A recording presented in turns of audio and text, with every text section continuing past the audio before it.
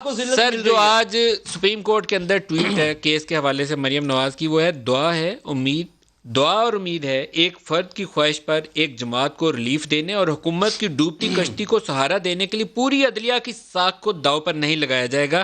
آئین کی واضح شک کے ہوتے ہوئے نظریہ ضرورت کو زندہ کرنا ملک، قوم اور خود عدلیہ کے لیے بہت بڑا المیہ ہوگا۔ اس کا جواب میں پہلے کرمانی صاحب سے لوں گا۔ بتائیے کیا تشویش ہے آپ کی جماعت کو؟ سر گزارش یہ ہے کہ یہ آئین کی اب اصل مسئلہ ہے کہ یہ سیکرٹ بیلٹ کا نا 226 جو شک ہے وہ بڑی واضح ہے۔ تشریح اس چیز کی جاتی ہے ملک صاحب جو مبہم ہوں، جو ایمبیگوٹی میں ہوں چیزیں، اس کی تشریح سپریم کورٹ کرتا ہے نا۔ اچھا، سپریم کورٹ تشریح کرنے کا حق ہے اس کو، طریقہ کار طے کرنے کا حق پارلیمنٹ کو ہے، اور وہ ہے تھرو دی امینڈمنٹ۔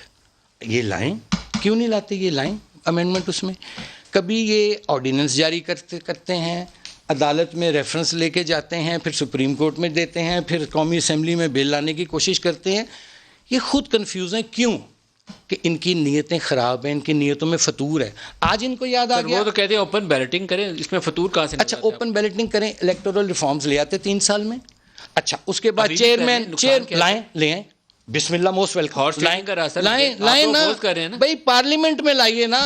آپ کبھی سپریم کورٹ کے پیچھے، کبھی وہ صدر آپ نے آرڈیننس آپ کو تشویش ہے کہ سپریم کورٹ کچھ ایسا آرڈر کر سکتی ہے؟ کیونکہ مریم کے دونوں ٹویٹس بڑے اسٹرانگلی ورڈڈ ہیں کہ اب سپریم کورٹ کے ججز ہیں، نظریہ ضرورت کا تذکرہ کر دیا انہوں نے۔ ججز ہیں، سپریم کورٹ قابل احترام ہے، ٹھیک ہے جی، میں تو اپنے سپریم کورٹ کا احترام کرتا ہوں، لیکن تشریح کرنا اس کا کام ہے، طریقہ کار طے کرنا پارلیمنٹ کا کام ہے۔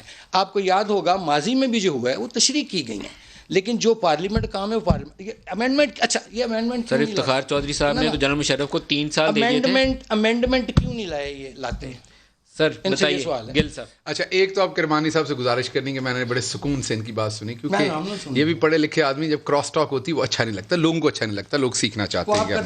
نہیں میں نہیں کی، لیکن آپ مجھے ٹویٹ کے اوپر کیا تشویش کیا ہے؟